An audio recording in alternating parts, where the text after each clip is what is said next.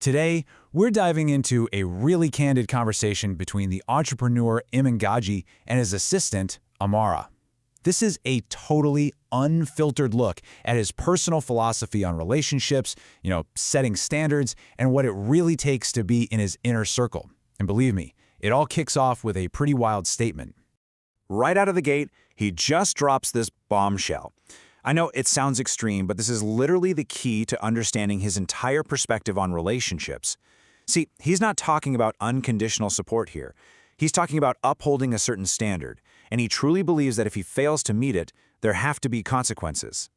So in this explainer, we've basically broken down their whole conversation into four main ideas. We're going to start with his no comfort zone rule, then get into why he thinks unconditional love is a myth, explore the one value he prizes above all else, loyalty, and then wrap it up with some actual, practical advice on attraction. All right, first up, the no comfort zone. This is all about Amon's super strong opinions on what happens when partners just get, complacent and kind of let themselves go. The whole thing starts with this simple question. And for Iman, the answer isn't just yes, it's an absolute, undeniable yes. For him, comfort can turn into complacency real quick, and that's exactly where the problem begins. To really drive his point home, he paints this very extreme picture. His whole argument is that if he went through such a massive negative change, he wouldn't just expect his partner to leave him, he would actually hope she would. Because in his mind, romantic relationships are, at their core, conditional.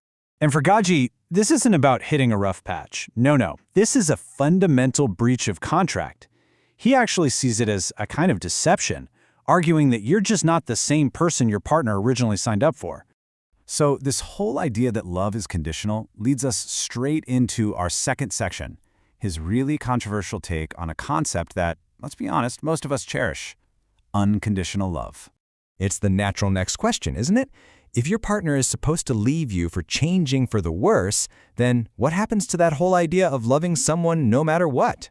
And there it is, his answer, plain and simple. In his world, that pure, unshakable love, it exists, for sure. But it's not meant for romantic partners. It's exclusively for that unique, powerful bond between a mother and her child. So let's be super clear on his definition here. He sees unconditional love as a force that can withstand any failure, any mistake, any negative change you go through. And in his framework, the only person on this planet capable of giving that is your mom. This chart really gets to the heart of his entire philosophy. In a romantic partnership, he says you shouldn't be looking for unconditional love. Instead, you should expect two other, very specific things: unwavering loyalty and a mutual promise to stay the people you agreed to be when you first got together. And that brings us to the one quality he values above everything else in friendships and in love: loyalty. He thinks people throw around the term unconditional love way too easily. But genuine loyalty, that's the real powerful glue that holds people together. It's the absolute foundation of his entire inner circle, which, by the way, is this unique mix of his employees and his closest friends. I mean, just listen to that. This quote tells you so much about how he sees the people he keeps close. They're not just loyal, they are completely unforgettable.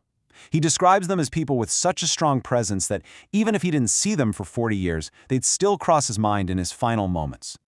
And get this, according to Iman, this hand-picked crew of loyal, unforgettable people creates a dynamic that is just incredibly magnetic. He says people who come into contact with his group are totally captivated by it, almost like it's a drug.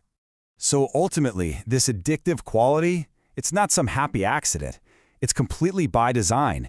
He's built this cohesive unit of what he calls characters in a movie. These larger-than-life people who are impossible to forget, and they're all bound by that one core principle: absolute loyalty. Okay, so after all this really intense philosophy, what's the actual practical advice for attracting a partner? Well, for that, the conversation pivots away from Iman, and he turns the mic over to his assistant, Amara, for her perspective.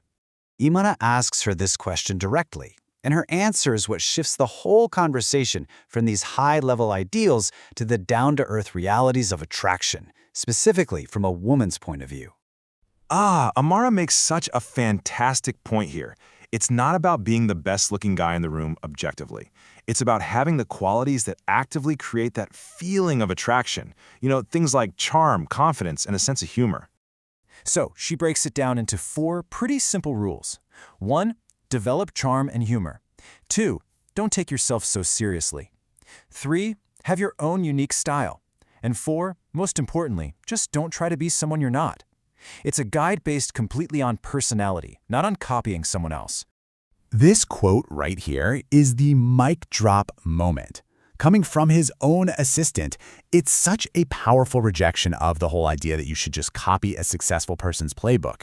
She wants a real person, not a cheap imitation of her boss. And that's really the ultimate takeaway from her advice. While Iman has this very strict framework for his life, the path to attracting someone great isn't to become a clone of Iman. It's to develop your own genuine, authentic charm and style. So, we've just spent some time exploring one man's very rigid, very specific philosophy on all this stuff. Love, loyalty, personal standards.